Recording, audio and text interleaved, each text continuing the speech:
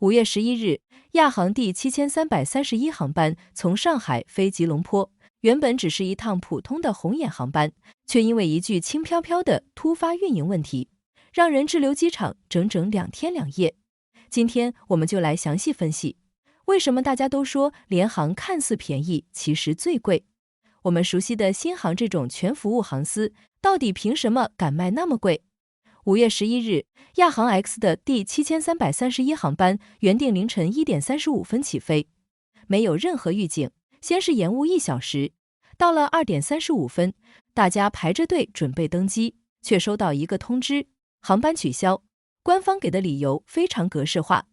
突发运营问题，飞机必须留地检查，延误不通知，取消不赔偿。几百号人在机场大厅硬生生熬到天亮，最终这批乘客被安排在将近50个小时后，也就是5月13日清晨才起飞。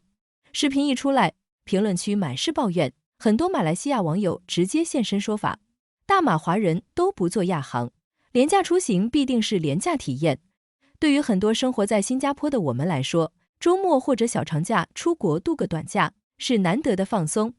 在现在生活成本面前，买联航机票似乎是最理性的选择。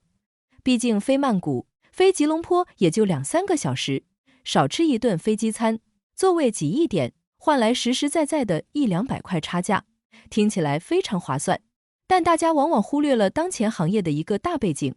根据国际航协 IATA 2026年的报告，全球航空业正面临严重的航材和机组调配压力。在风平浪静的时候，联航确实能把你按时送到目的地，可一旦遇到突发状况，这种原本就紧绷的运营模式就会瞬间崩盘。你以为买的是便宜机票，其实承担了所有突发状况的隐性成本。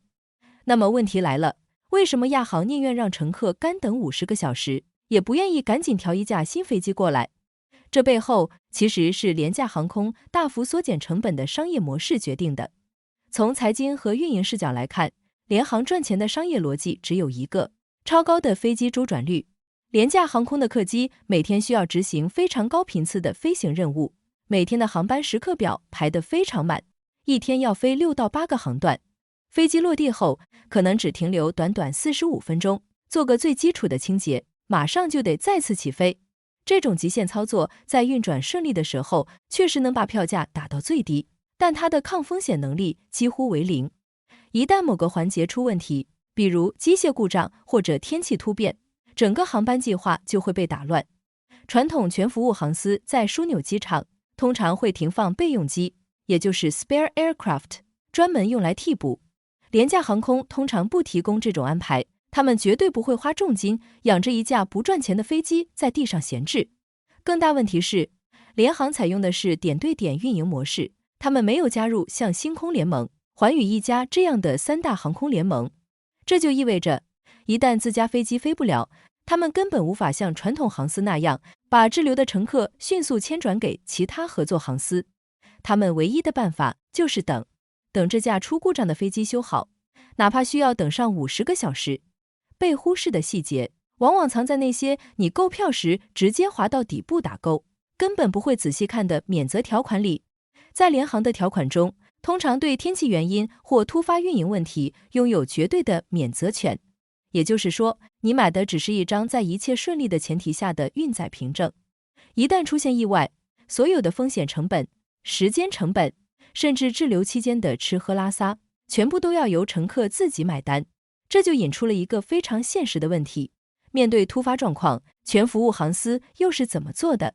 我们来看全服务航司。当我们把目光转回新加坡本地的骄傲——新加坡新航 SIA， 你就会逐渐了解全服务航司那高出好几倍的票价到底贵在了哪里。如果新航遇到类似这种必须停飞检查的突发状况，他们的标准操作流程，也就是 SOP， 采用的是完全不同的标准。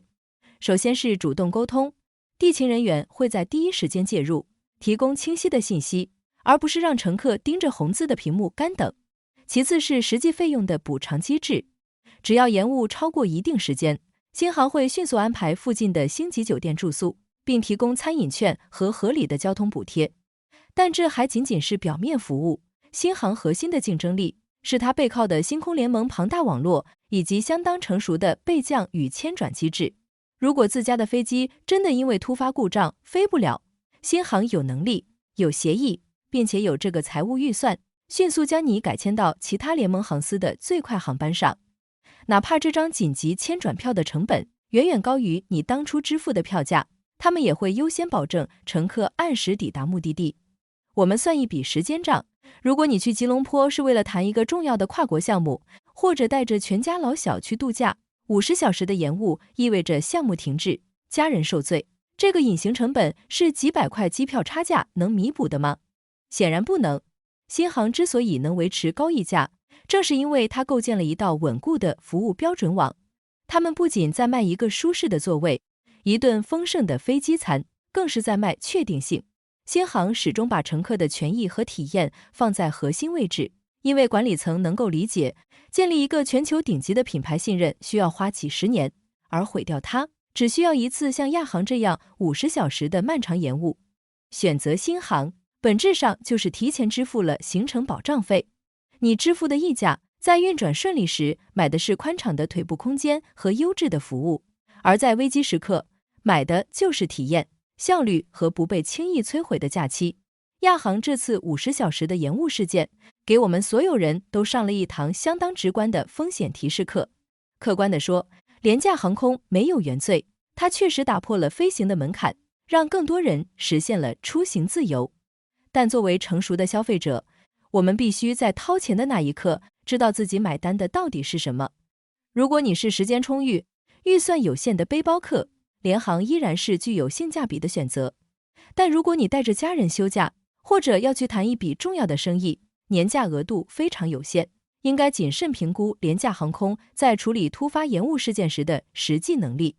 随着全球航空业运营压力的持续增加，未来航司之间的服务质量分层只会越来越明显。像新航这样能给你提供绝对确定性的航司，往往能提供更好保障。你在未来的出行中会更看重票价，还是更愿意为服务与保障买单？欢迎在评论区留言，告诉我你的具体想法。如果你觉得今天视频对你有帮助，请务必订阅我们的频道，并打开小铃铛。祝你下一次飞行起落安妥，我们明天见。